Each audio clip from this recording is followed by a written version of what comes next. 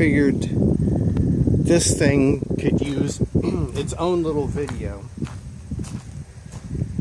So after doing a little bit of research on this rotary table, come to find out it's, in my opinion, a whole lot nicer than what I originally realized.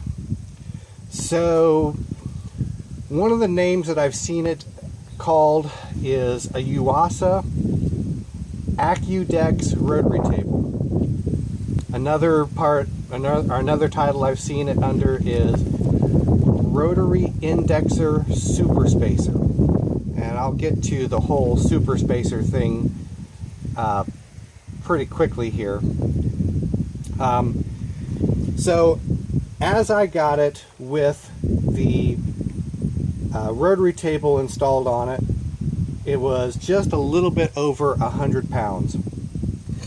Apparently quite a few of these come with a 3-jaw chuck instead of the rotary table, but 3 bolts and the rotary table comes off, and it's an extremely nice, very tight fit. In fact, here we go, come on, there we go. And then just pretend that it has a 3-jaw chuck on it. So those are apparently the 2 of the main options for these. Apparently there are also some versions that don't use this indexing system, the what I assume they're calling the super spacer. But, well, actually I think some of them even have the super spacer and a hand crank to do the 40-to-1 direct indexing sort of thing. So, I mean, it moves so nice. It's just, this is, I wish it was possible to show you guys through the video. I mean, it's firm, but it's perfectly smooth. I mean, you can't feel any oddball resistance anywhere through the course of this thing's travel. It's just fabulous engineering from what I can tell. I think this may very possibly be the nicest piece that I've gotten into the garage to date.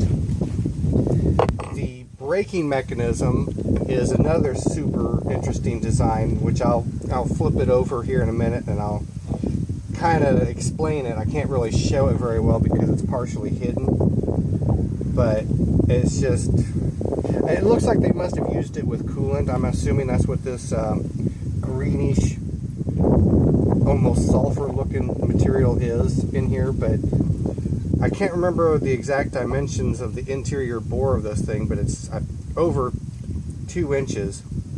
So it's, I mean, it's got all kinds of capacity. Just the table alone, the rotary table itself, was like 35 pounds. So taking that off lightens this thing up by a significant amount. Now here's the really magical part about this thing. So when I first got it and got it in the truck, when the guy said $100, I couldn't get the money out fast enough. It didn't matter to me that it was missing, the hand crank. It didn't dawn on me till a little while later that it's not ideal, but it's manageable. But what's even better yet is when I first got it, I thought it would only index 6 spaces or 3 spaces. Well, I was wrong.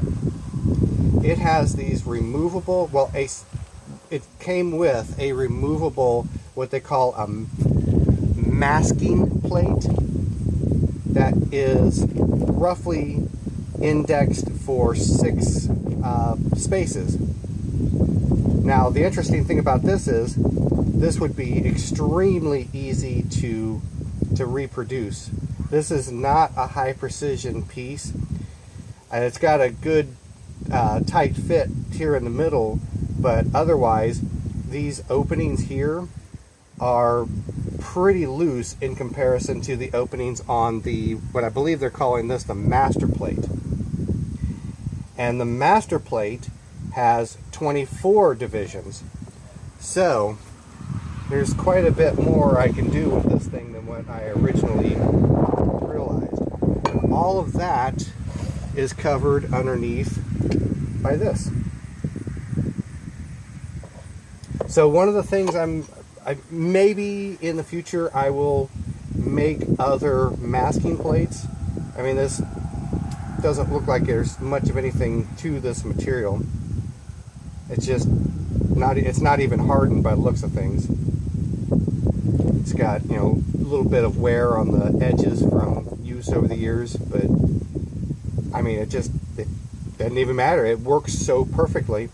Oh, one of the other interesting features, if you can see this little raised nipple here, that fits into any of these little dimples or holes.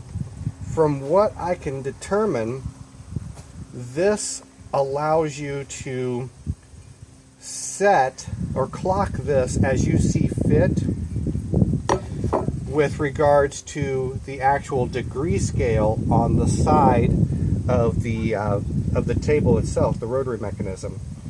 So if you want your first indexing to be at 0 degrees, you can accommodate that, or you can adjust it. Start at 0 degrees, start at 30 degrees, etc., etc. So the other thing, so here's the actual indexing stop plunger, whatever you want to call it.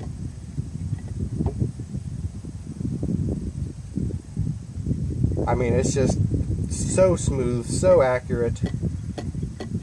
The braking mechanism, now there's the other kind of interesting thing all in its own right.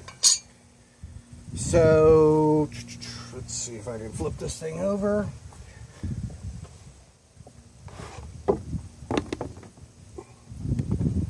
So here's the brake lever. What you can't really see is right here is an adjustment screw, and right here is an adjustment screw. It looks like this brake operates somewhat similarly to a brake band on an automatic transmission. It looks like as you rotate this lever, it squeezes something, it squeezes the spindle or another actuating part in there. I wish it were a little bit easier to take this master plate off, because I would actually like to see that. I don't know if it's squeezing up against something on the spindle, or if it's tapered and it's just moving a tapered pair of brake shoes into that rotary taper. But it feels, I mean, it moves so easily you can't even hardly tell that it's locked up until you actually try to rotate the thing, and it doesn't budge. So I mean, I can't get over how nice this is. I just really can't. I'm super eager to get an opportunity to put this thing to work,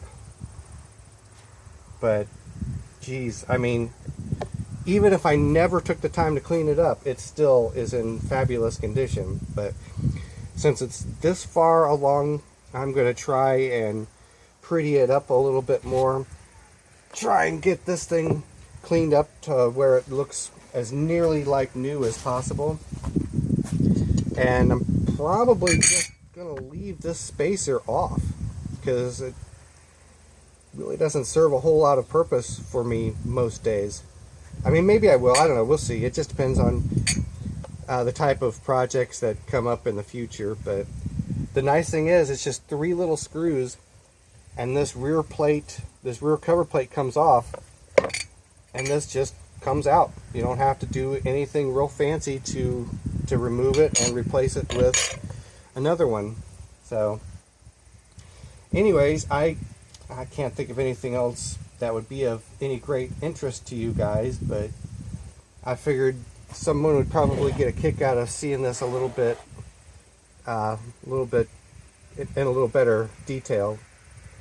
But I'm just absolutely tickled to death with the thing. So anyways, I'll end the video there, and maybe I'll do another video later on the surface plate, the big surface plate, because I've got it off of the truck now. So I've had a chance to look over it a little bit, and we'll see if we get time to mess with that later.